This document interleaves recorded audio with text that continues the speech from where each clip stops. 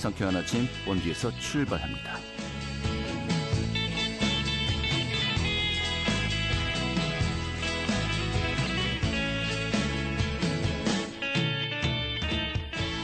안녕하십니까. 2월 6일 월요일 아침에 인사드리겠습니다. 상쾌한 아침 원주에서 출발합니다. 진행 한태호입니다.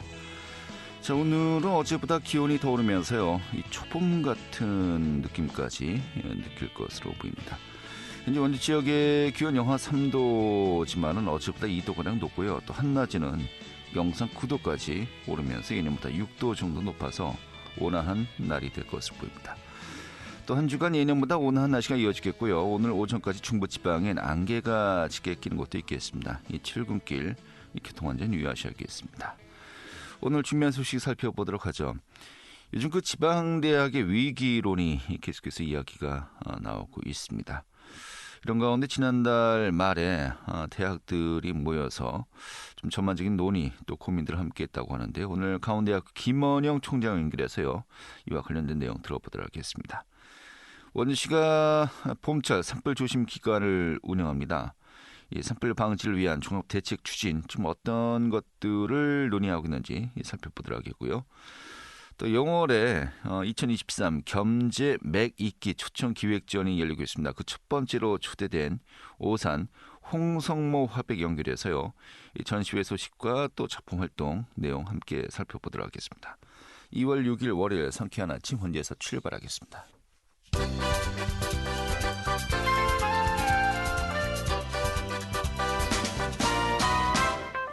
오늘의 뉴스입니다. 원주교육지원청 이전 신축이 원주시의 현 교육청 부지 매입 결정으로 탄력을 받을 것으로 보입니다. 원주시는 최근에 원주교육청과 협의를 통해서 현 교육청 부지를 매입키로 결정했습니다. 원주교육청은 노후하고 협소한 청사 신축 이전을 추진해왔지만 현 청사 및 부지 활용이 걸림돌로 작용하면서 대안 중 하나로 해당 부지의 시 매입을 요청해 왔었고, 이번 결정으로 교육청은 이전 예정지를 옛 학성초등학교에서 관설동 영서고등학교 시스 부지로 변경했습니다. 이전 계획이 올해 하반기에 교육부 중앙투자심사를 통과할 수 있도록 나설 계획이라고 밝혔습니다. 횡성군 우천면에 소재한 우천 일반산업단지가 강원도에서 지정하는 기업투자 촉진지구로 선정돼 자녀 필지 분양에 탄력이 붙을 것으로 전망되고 있습니다. 도는 올해부터 오는 2026년 1월 말까지 우천 일반산업단지 등 두 곳을 기업투자 촉진지구로 지정해 운영한다고 밝혔습니다. 이들 단지 기업은 이번 지구 지정에 따라서 보조금 신청 시 기존 지원 비율보다 5% 추가 지원 받을 수 있고, 또 최대 4억 원 한도 내에서 보조금을 신청할 수 있습니다.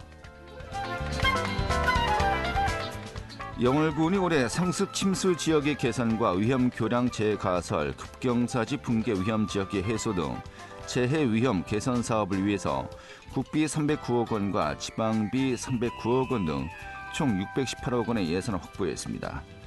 이에 따라서 쌍용 지역의 농경지와 주택 침수와 유실을 예방하는 쌍용 풍수해 생활권 종합 정비 사업을 위해서 지난해 9월에 행정안전부 주관 공모사업에 최종 선정되어서 올해 338억 원을 확보한 뒤 실시 설계 완료와 함께 사업에 들어가서 2025년에 준공이 가능할 것으로 보입니다. 오늘의 뉴스였습니다. 네, 도내 대학들의 위기가 심화되고 있습니다. 이런 가운데 국내 148개 대학의 총장들이 지난달 말에 모여서요, 정부의 재정 지원 또 자율화에 대한 요구를 했었다고 하는데요.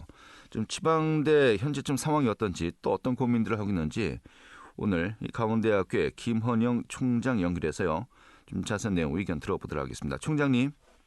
네, 안녕하십니까. 강원대학교 총장 김헌영입니다. 네, 반갑습니다. 네, 반갑습니다. 지난달 말이군요. 31일 한국대학교육협의회 정기총회가 열렸습니다. 좀 이게 어떤 자리입니까? 한국대학교육총장협의회는 네. 전국의 4년제 대학의 총장님들의 협의체이고요. 네. 그 대교협의라고 부르는데, 네. 대교협에서는 대학 기관 평가 인증이라든지, 그다음에 뭐 고교 입학제라든지, 대학 총장들의 협의체고 대학의 협의체입니다. 네. 큰 행사인데 여기에서 또 총장님이 주제 발표 또 강연을 하기도 했었습니다. 좀 전반적인 내용 살펴보도록 하겠는데 사실 네, 이제 그 지방 대학들 또 도내 대학들의 위기 상황이다라는 이야기는 정말 오래전부터 이야기하지 않았습니까? 네, 근데 그렇습니다. 갈수록 그 상황이 심화되고 있다고 하는데 실제로 어느 정도라고 우리가 이해하면 될까요? 전국을 이야기하는 보다 우리 강원도부터 말씀을 드리면, 네, 올해 2023학년도 정시 모집에 강원도 4년제 대학 10개 대학의 평균 경쟁률이 3.2대 1입니다. 네, 그런데 대개 학생들이 정시 모집에는 가나 다 3번의 지원이 가능하기 때문에 네, 3대 1이면 사실은 그 마지노선이죠. 네, 그런데 3.2대 1이니까 상당히 좀 그 경쟁률이 좀 문제가 있다. 그리고 경쟁률이 3대 1 미만인 대학이 10곳 중에 한 4곳 정도 대학이 네. 3대 1이 안 되는 것으로 저도 알고 있습니다. 서울이나 수도권은 한 6대 1 정도 되는 그 반면에요. 6대 1 정도 되는 결과가 나왔습니다. 원래. 정말 중요한 것은 그래서 그 경쟁률보다도 실제로 신입생들이 등록하는 비율, 이 신입생 그렇죠. 충원율 이게 중요한 거 아니겠습니까? 네, 그렇습니다. 예, 그 증원율의 경우에도 이제 일단은 신입생 증원율, 일단 신청을 해서 학생들이 얼마나 충원이 되는가. 그다음 두 번째는 학생들이 입학한 다음에 재학생 충원율이라 그래서 네. 학생들이 학교를 떠나지 않고 계속해서 학교에 머물러 있는 이런 것들인데요. 그 비율이 점점 떨어져 가고 있다는 좀 심각한 그런 문제이고요. 지금 우리 대한민국 전체로 보면 현재 대학에 재학하는 학력 인구가 네. 한 240만 명쯤 되는데요. 향후 20년, 2040년이 되면 50%, 100만 명 정도 규모로 급감할 것으로 예상하고 있습니다. 네. 예. 이게 대학교 정원보다 그 학령 인구가 더 이제 줄게 되면은 사실 그럼 이제 폐교 위기까지 또 이야기가 나올 수밖에 없는 것인데 네, 그래서 뭐 사실 그렇습니다. 예전부터 농반진반으로 나왔던 것이 벚꽃이 피는 순서대로 이 학교가 네, 폐교할 수밖에 없다라고 이제 이야기하고 있지 않습니까? 네, 이게 경기 수도권 집중화와 또 맞물려 있는 것이고 학령 인구 감소 이게 정말 총체적으로 참 많은 그 난제들이 있는 거 아니겠습니까? 지금 그 원인은 어떻게 좀 우리가 볼 수 네. 있을까요? 지금 인구가 급감하고 있고 또 학력 인구는 당연히 거기에 맞물려서 학력 인구도 급감하고 있습니다만 이 인구 급감 문제보다는 그 청년 인구의 수도권 유출 문제가 더 심각합니다. 방금 네. 말씀하셨지만 이 수도권 쏠림 현상은 전 세계에서 가장 심각한 정도가 우리 바로 대한민국인데 10대, 20대들의 대학 진학 단계에서의 1차 유출과 또 대학을 졸업한 다음에 취업 단계에서 2차 유출이죠. 그래서 수도권 유출의 원인은 바로 일자리와 교육 문제인데 네. 일자리와 교육 문제가 상당히 맞물려 있습니다. 즉 지방대학이 경쟁력을 갖추게 되면 기업들이 대학 주변으로 오게 될 것이고 네. 학생들과 코워크가 되고 또 연구력을 공유하고 하면 학생들이 대학을 졸업한 다음에 다시 기업에 진학하고 지역에 정주하게 되는 선순환 체계가 될 건데 지금은 악순환 그 자체입니다. 예. 그래서 이 문제는 결국은 국가 경쟁력으로 연결되기 때문에 지방 균형 발전이 지역만의 문제고 지방 대학이 폐교가 되고 지방 소멸 문제가 네. 절대로 지방만의 문제가 아니라 우리 국가적인 문제로 인식을 해서 이 문제에 적극 대응해야 된다고 생각합니다. 알겠습니다. 그 명제와 당위성은 누구나 공감합니다만은 그 네. 방법론에 있어서 참 이게 어려운 과제인 것 같습니다. 앞서 이야기했습니다만 이런 가운데 이제 대기업 총회에서요, 이제 주제 발표 이제 강연을 하셨습니다. 고등교육 혁신의 방향과 과제를 이제 주제로 이제 했었는데 좀 어떤 내용으로 그때 이제 강연을 한 거였습니까? 네, 고등교육 혁신의 방향과 과제는 대학 스스로도 제3의 임무, 즉 대학은 이전에는 지식의 공장이고 상아탑이었지만 지금 현재는 대학이 지역 혁신의 허브로 핵심으로 나서야 된다. 즉 교수님들도 교육과 연구로 대학 안에 있는 것이 아니라 지역 문제 해결을 위해서 제3의 임무, 지역 사회의 참여 대학의 의미로서 대학의 문제에 적극적으로 나서야 된다는 그 한 가지하고 네. 두 번째는 대학의 현재 어려움, 특히 재정 문제입니다. 대학에서의 학생 1인당 공교육비는 OECD 평균 63%밖에 되지 않습니다. 네. 그리고 대학생 한 명의 교육비가 초등학생 한 명의 교육비보다 더 낮습니다. 모자랍니다. 이런 나라는 전 세계에 거의 유의합니다. 즉 그리스하고 대한민국만 그 초등학생, 중학생보다 대학생 학생 1인당 교육비가 더 낮은 현실이죠. 네. 이것은 그 초중등 교육은 교부금으로 지방교육 재정 교부금으로 그 예산이 확보되어 있는 반면에 대학의 경우에는 매년 그 예산이 점점 줄어들고 있다 이렇게 말씀드릴 수 있고 게다가 등록금 그 동결이 15년째 지속되고 있습니다. 네. 이러다 보니까 대학교들은 운영비라든지 인건비라든지 또 교육에 투자할 여력이 점점 그만큼 줄게 되는 이런 여러 가지 재정 문제가 있고요. 네. 두 번째는 또 규제 문제가 있습니다. 교육부의 각종 규제로 인해서 대학들이 옴짝달싹 못하는 어떤 여러 가지 규제가 있고 그동안에 또 평가가 있다 보니까 그 어떤 대학 총장은 임기가 4년 동안에 그 제안서 쓰고 평가받고 제안서 쓰고 평가받다가 4년을 보냈다가 할 정도로 평가와 규제에 묶여 있는 것이죠. 그러다 네. 보니까 대학들이 자율성을 가지고 대학의 발전이나 미래를 위한 대응이 좀 부족하지 않았나.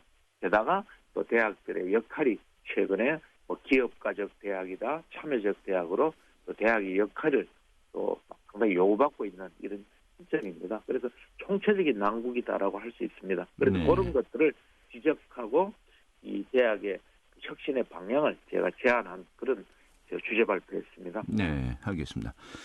사실 등록금이 15년째 이제 동결되어 있다고 이제 하면서 그만큼 재정이 더욱더 이제 악화되고 있다. 실질적인 물가 상승률을 따져보면은 이제 감소하고 있다라는 거 아니겠습니까? 네, 그렇습니다. 근데 문제는 앞서 이야기했습니다만 신입생 충원을 하는 것이 이제 굉장히 큰 과제입니다. 네. 이 등록금 인상과 신입생 충원 비율을 좀 높이도록 하는 것. 이게 참 어떻게 보면은 양날에 이 칼이 될 수도 있거든요. 이게 네. 어떻게 좀 균형을 어떻게 맞춰야 될까요? 등록금이라는 것은 결국은 등록금 인상이 아니라 등록금 자율화입니다. 네. 무슨 소리냐면 현재 고등교육법에는 직전 3개년도 평균 물가 상승률의 1.5배까지 등록금을 인상할 수 있는데요. 네. 이걸 인상을 함부로 하는 것이 아니라 모든 대학에는 등록금 심의위원회가 있습니다. 등록금 심의위원회는 대학 본부 보직자들과 학부형 대표, 학생 대표가 모여서 등록금을 내년도 등록금을 결정하는 위원회인데요. 네. 여기서 함부로 등록금을 인상할 리가 있습니까? 학생들이나 학부모 교육 수요자가 있으니까. 예. 등록금이라는 건 바로 교육의 질하고 밀접하게 연관이 되는 겁니다. 네. 첨단 산업에 대한 학생들의 경쟁력을 만들려면 그런 분야의 실험 실습이라든지 교육을 받아야 되는 거 아니겠습니까? 네. 그래서 이 등록금이라는 것은 그 등록금을 올려서 국민들한테 부담을 준다는 것이 아니라 바로 고등교육의 질 제고 면에서 등록금에 대해서는 대학 스스로 결정할 수 있도록 해줘야 되지 이걸 규제를 통해서 고정시켜 놔서는 안 된다는 말이고 또 대학들도 어쩔 수 없습니다. 지금 학력 인구가 급감하고 앞으로 20년 동안 작년에 우리가 25만 명이 태어났으면 대학 진학률 70%를 생각해 보면요. 20년 뒤에는 18년 뒤에는 17만 5천 명 정도가 대학에 입학하게 되는데 네. 현재 대학 입학 정원은 거의 50만 명에 가깝거든요. 알겠습니다. 그러니까 예. 학력 인구는 줄어들고 신입생 충원율은 떨어질 수밖에 없는데 대학마다 특성화해서 정원을 어느 정도 감축을 하고 강소대학으로서 탈바꿈을 하는 노력을 지방대학뿐만 아니라 수도권 대학과 함께 전체 대학이 시스템을 바꿔나가야 되지 않겠나 하는 생각입니다. 네. 사실 정원 조정부터 시작해서 지금 등록금 자율화 또 규제 완화 네. 정부의 또 추가적인 재정 이런 부분들 정말 저희가 이제 하나하나 다 지금 핵심 과제로 따로 이제 인터뷰를 제가 이제 해야 될 사안입니다만은 오늘은 뭐 한계가 있는 것이겠고요.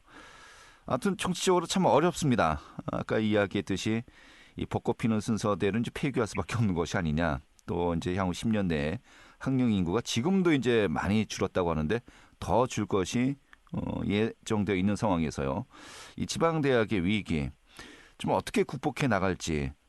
좀 아까 지금 이야기한 뭐 규제 완화라든지 이 등록금 자율화라든지 이런 부분들은 사실 정말 미세한 또 방법론에 불과할 수도 있거든요. 네, 그렇죠. 저는 이렇게 예. 생각합니다. 저기 대학 설립 준칙주의로 대학을 많이 만들었다가 또 한국 인구가 줄다고 해서 대학을 폐교한다는 것은 너무나 단순한, 네. 너무나 쉬운 수학이고요. 이 대한민국에 대학이 많다는 것은 지역에 그만큼 대학들이 분포되어 있다는 것인데 네. 이 대학들을 지역 혁신의 역량으로 사용하자.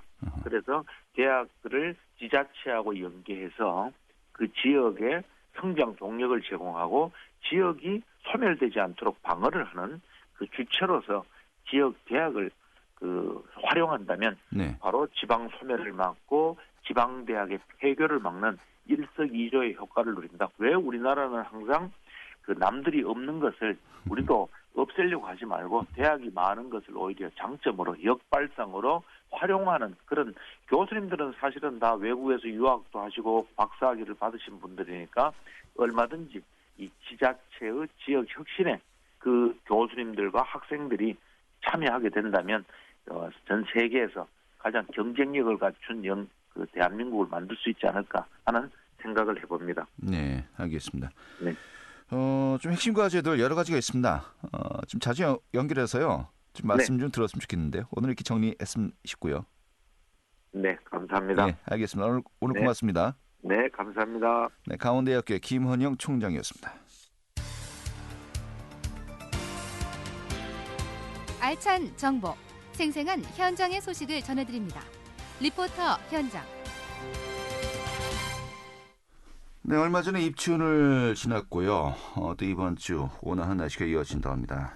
이제 또 봄을 좀 준비하는 때가 아닌가 싶은데, 자, 이럴 때 또 산불 위험성도 높아지게 되죠. 원주시가 이번 달부터 산불 예방 종합 대책을 추진한다고 합니다. 주의할 점 좀 살펴보도록 하겠습니다. 최인혜 리포터 어서 오시죠. 네, 안녕하세요. 네. 작년에도 강원도 내에서 산불이 크게 나면서 또 피해가 발생했었어요. 이런 가운데 원주시가 이번 달부터 산불 예방 대책을 추진하는데, 이 봄철 산불 발생 위험성 이게 굉장히 크죠. 네, 특히 매년 3월과 4월은 강수량이 적어 날씨가 건조한 데다 나무 자체의 수분 양도 적고 또 봄바람이 강하게 불어 산불 위험이 높은 시기입니다. 10년 동안 강원도 산불 발생 건수의 60% 이상이 봄철인 3, 4월에 집중됐는데요. 특히 우리나라 산지의 경우 경사가 급하고 기복이 많아서 연소 진행이 빠르고 또 산림이 울창한 편인데다 낙엽이 빨리 쌓여서 산불이 빠르게 확산되는 특징이 있습니다. 여기에 더해 산불의 60% 이상이 사람의 부주의로 인해 발생하는 만큼 사전 예방이 중요한데요. 이 봄철을 맞아 산을 찾는 등산객과 또 성묘객 방문이 이어지면서 이 시기에 산불 발생이 느는 것으로 나타났습니다.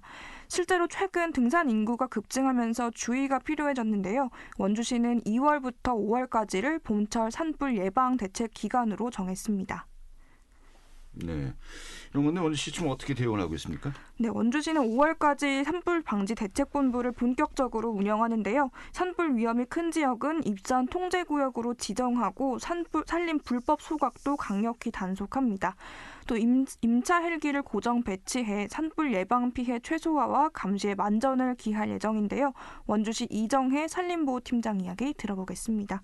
구청 산불방지대책본부 및 읍면동 산불 상황실을 아침 10시부터 저녁 8시까지 운영하고 있고 문마급 동아리 양궁장에 임차 헬기를 고정 배치하여 15분 이내 현장에 도착하여 초동 진화를 하도록 하고 있습니다.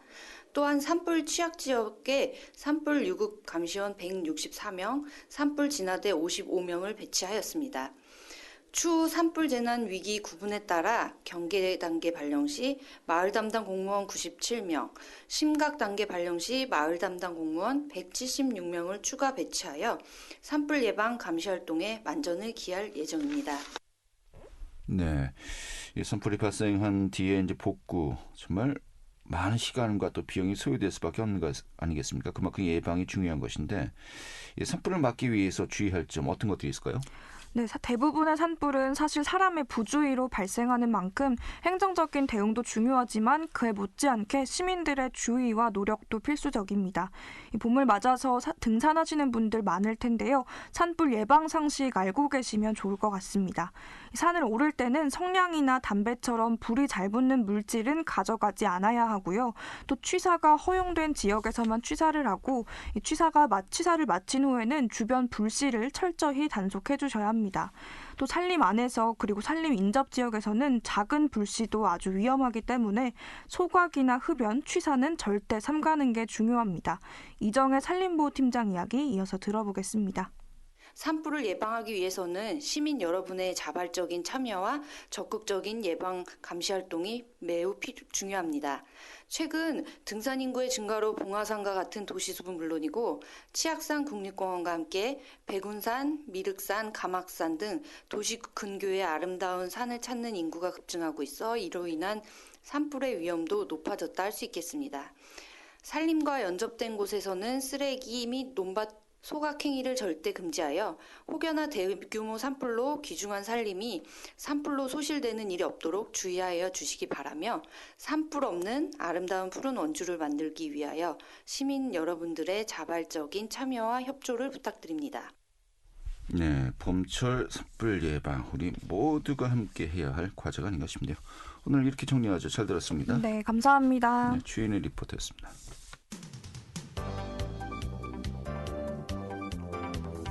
생생한 현장, 유익한 생활 정보를 전해드리겠습니다. KBS 원주 라디오 상쾌한 아침 원주에서 출발합니다를 함께하고 있습니다. 네, 지금 시각이 8시 51분이고요. KBS 원주 방송국의 상쾌한 아침 원주에서 출발합니다. 함께하고 계십니다. 자, 영월군의 이 겸재정선미술관에서요. 새해를 맞이해서 겸재 맥잇기 초청기획전이 열리는데 그 첫 번째로요. 영월에 들고 영월을 품다를 테마로 홍성모 화백의 전시회가 열리고 있다고 합니다. 오늘 그 내용 직접 이 화백을 연결해서 좀 들어보도록 하겠습니다. 홍성모 화백 연결하겠습니다. 여보세요? 안녕하세요. 홍성모입니다. 네, 반갑습니다. 안녕하십니까? 네. 1월 5일부터 시작했군요. 네네네. 그리고 3월 1일까지니까 이제 2월 말 한 보름 정도, 한 20일 정도 남았나요? 네네네, 그렇습니다. 네. 영월에 들고 영월을 품다라는 주제로 전시회가 개최되고 있는데 어떤 전시회입니까? 서울 강서구에 위치한 겸재미술관인데요. 네.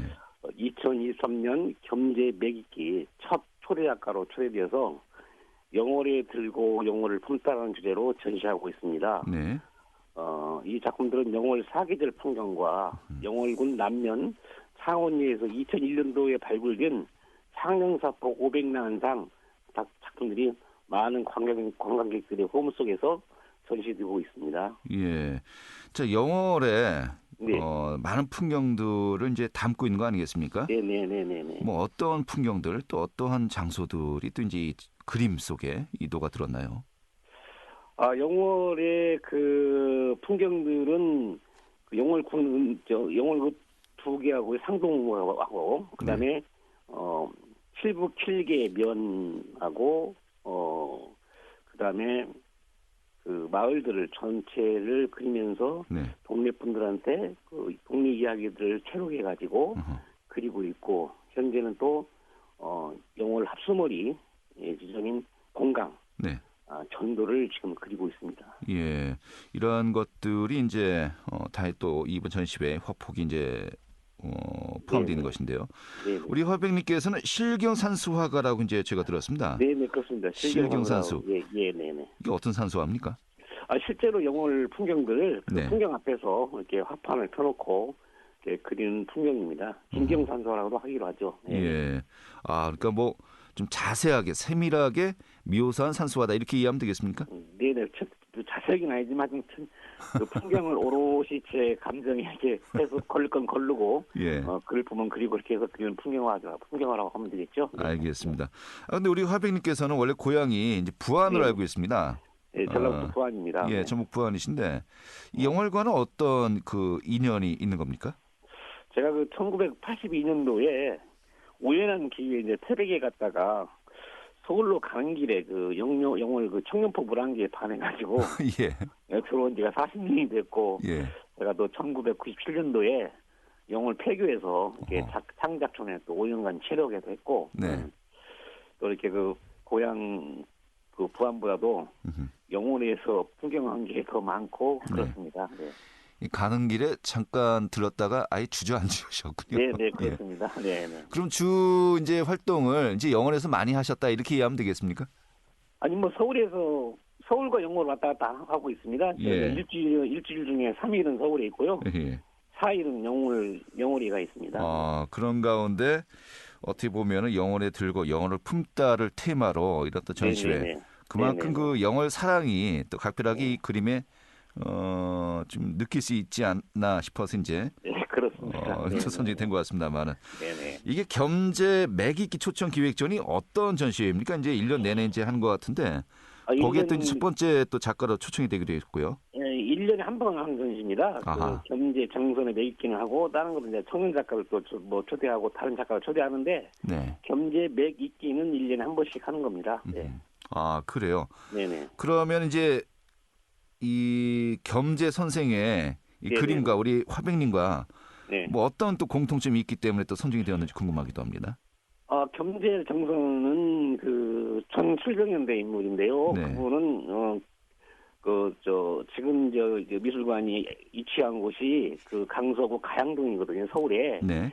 그 시골 옛날에 양천현이었는데 예. 양천현 가물이 있으시면서 우리나라의 진경산소라고 하면 우리나라의 그 옛날에는 그 중국의 그 풍들을 많이 했는데 그랬는데 따라가는데 우리나라의 풍경을 우리나라에 맞게 그렸던 그 진경산소 작가이기에 예. 그 정신에 맥을 잇는 작가라 해가지고 제가 추천돼서 그리고 전시하고 있는 거죠. 알겠습니다. 예. 그 영어를 테마로 계속해서 앞으로도 작품 활동하시지 않겠습니까? 네네네. 또 이번 전시회에서도 또 역시 영월의 네네네. 풍경들 많이 이제 우리가 네네. 느낄 수 있겠습니다만은 앞으로 작품 활동 계획이 어떤 것들이 있는지 또 이번 전시회 좀 초대 말씀해 주시면서 오늘 또 정리하도록 하죠. 우리 영월은 보면 영월의 자연은 칼 같은 산들이 얽히고 설켜 있고 소나무는 다리에 걸치고 동강과 서강의 강물이 비단결같이 아름다운 자연을 가진 고장이지 않습니까? 네. 그래서 그런 작품들을 지금 이제 마지막으로 지금 이제 200천 그 창영사부터 발굴 500난상도 317개 중에서 250점을 그렸고요. 네.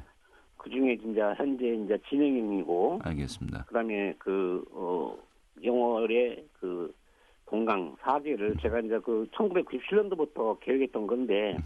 동강 65km 대작이 되겠군요. 예. 이런 작품들 다 완성된 다음에 네네, 또 저희가 또 특별한 완성해서, 장소에서 네네. 기회에서 또 뵐 수 있기를 기대하겠습니다. 오늘 말씀 고맙습니다. 네, 감사합니다. 네, 오산 홍성모 화백이었고요. 오늘 순서는 히어스무로 마치겠습니다. 고맙습니다.